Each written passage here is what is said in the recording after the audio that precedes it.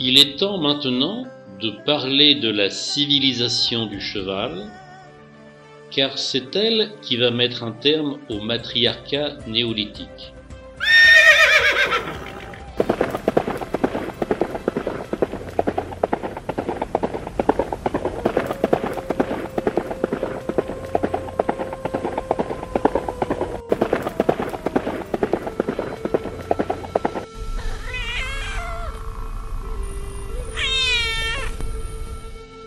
Globalement, 3 groupes d'équidés se sont individualisés en fonction de la géographie.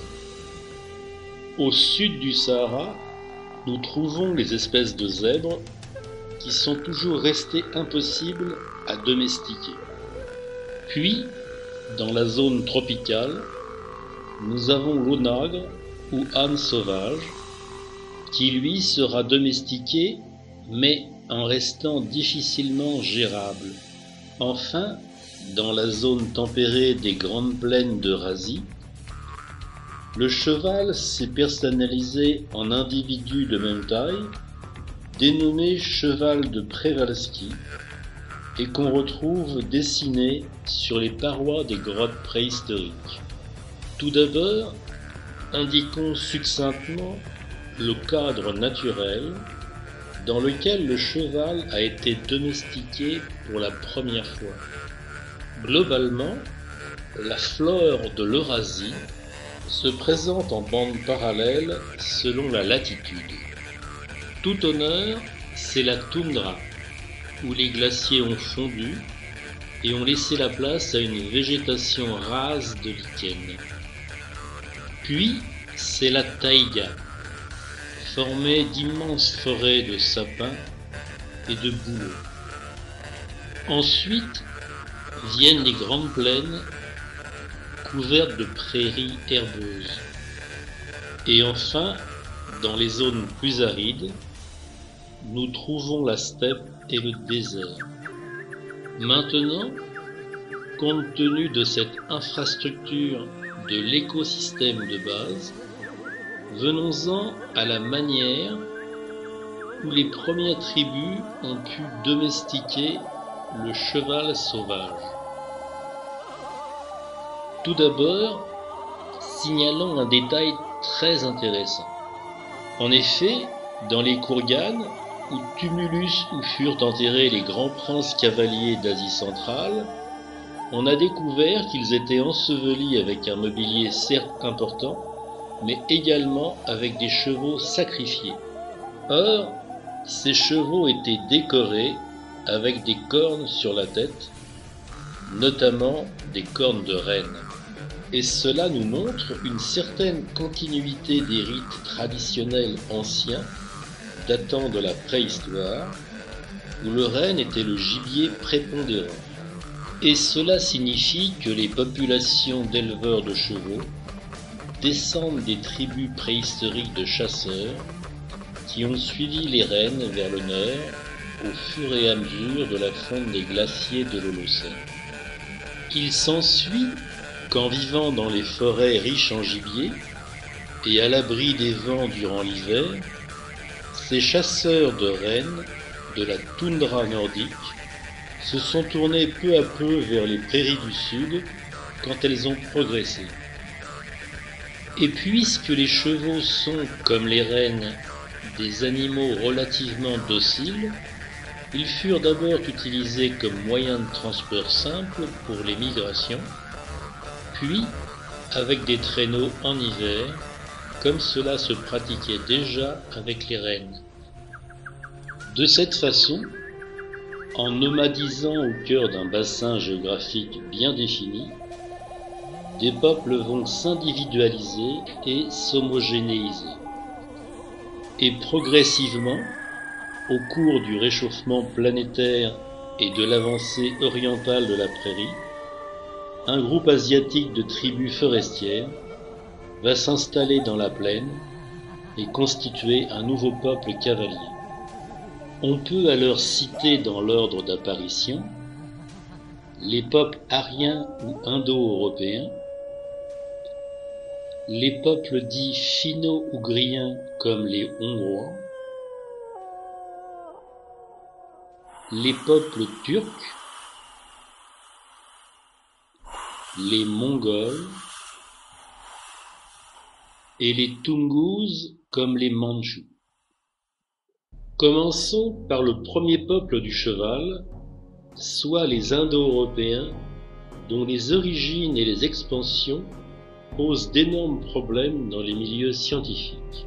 C'est à partir du XVIIIe siècle que les premiers ambassadeurs européens qui furent envoyés aux Indes constatèrent que les langues indiennes avaient beaucoup de points communs avec les langues européennes. On en a alors déduit que toutes ces langues dérivaient d'une langue d'origine appelée l'indo-européen et que ces locuteurs descendaient de groupes conquérants envahisseurs. Et par conséquent, ces groupes humains devaient venir d'une région particulière spécifique, genre de matrice féconde de peuples migrants. Ainsi commença un long débat mêlé de théories racistes qui occultèrent l'objectivité de la recherche. Dorénavant, deux théories émergent enfin, soit celle des Kourganes et celle de la diffusion anatolienne. La première considère que le berceau des populations indo-européennes est situé dans les plaines du sud de la Russie et de l'Ukraine, et que les tribus auraient migré en Europe, en Iran et jusqu'aux Indes par la suite. La seconde hypothèse déclare que les Indo-Européens seraient issus du centre de la Turquie et que ces peuples auraient diffusé en Europe en apportant l'agriculture des céréales. Mais les deux présentent des défauts. La première hypothèse présente une date de départ tardive qui ne permet pas d'expliquer la quantité massive de population qu'il aurait fallu au départ. La seconde, émise par Colin Renfrey, en démarrant vers -8000 avant notre ère, explique très bien le côté génétique des populations européennes, mais ignore celle de l'Inde et des migrations orientales. Dans ces conditions, émettons une troisième hypothèse en prenant appui sur deux faits intéressants. Le premier fait est apparu lors de la création des premiers parcs animaliers africains. En effet, au tout début, on avait rassemblé différents éléphants de tout âge, venant de troupeaux différents, en espérant créer automatiquement un troupeau standard de pachydermes. Puis, on découvrit que de jeunes mâles éléphants étaient anormalement très agressifs et allaient même jusqu'à tuer des rhinocéros. On comprit alors que, comme les humains, ils n'avaient pas reçu d'éducation par les anciens et se comportaient comme des brutes. L'autre élément intéressant à noter est celui des aventures vikings au Moyen Âge. Et le trait frappant de ces expéditions, c'est d'observer la relative jeunesse des guerriers. Et dans cet exemple, nous retrouvons toutes les bases d'un grand classique de l'humanité. Ainsi, toute nouvelle invention technologique apporte un avantage indéniable pour ceux qui l'utilisent en premier. En l'occurrence, la technologie du navire Drakkar procura une supériorité évidente au peuple nordique à l'époque médiévale.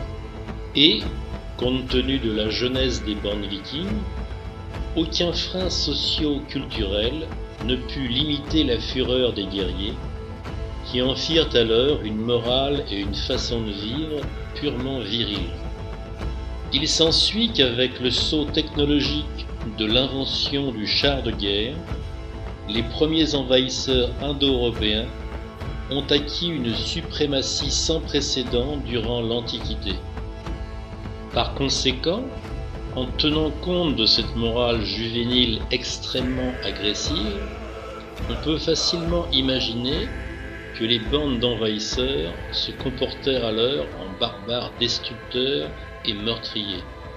Dans ces conditions, les malheureuses femmes captives, qui avaient perdu tous leurs parents mâles, père, frère, fils, cousins, se retrouvaient alors dans un harem avec pour seule alternative d'avoir un fils du maître ou de finir comme simples souillons.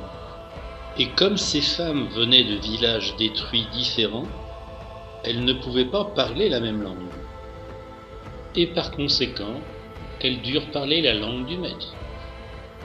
Ceci explique donc qu'en 2 ou 3 générations de polygamie intensive, la langue d'origine des guerriers indo-européens a diffusé en Europe, en Iran et aux Indes.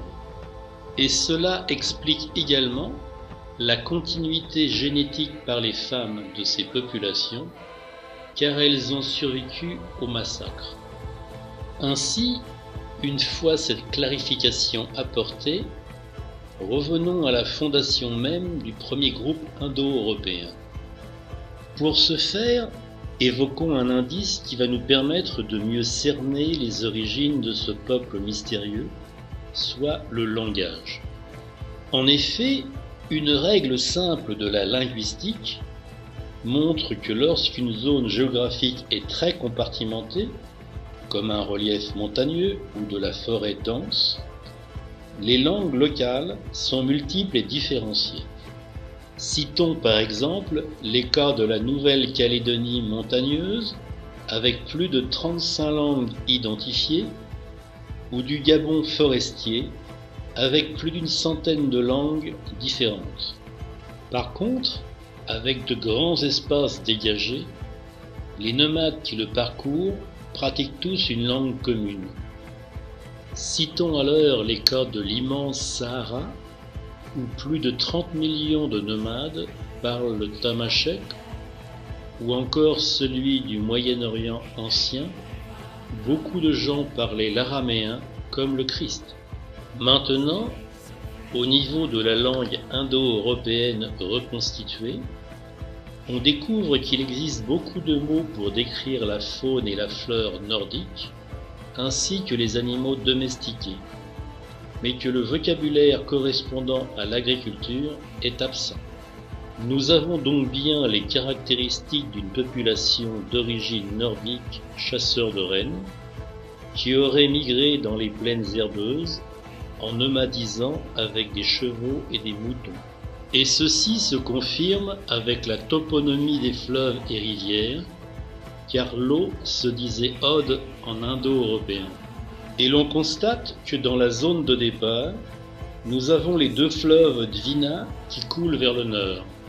Puis, plus bas, nous avons tous les fleuves qui coulent au sud, comme le Don, le Dniepr et son affluent la Desna, puis le Dniestre et le Danao ou Danube. Notons également qu'en russe l'eau se dit Voda et que le grand fleuve se nomme Volga. Et remarquons que la direction nord-sud des fleuves facilite les migrations saisonnières en même temps que les grandes campagnes de pêche.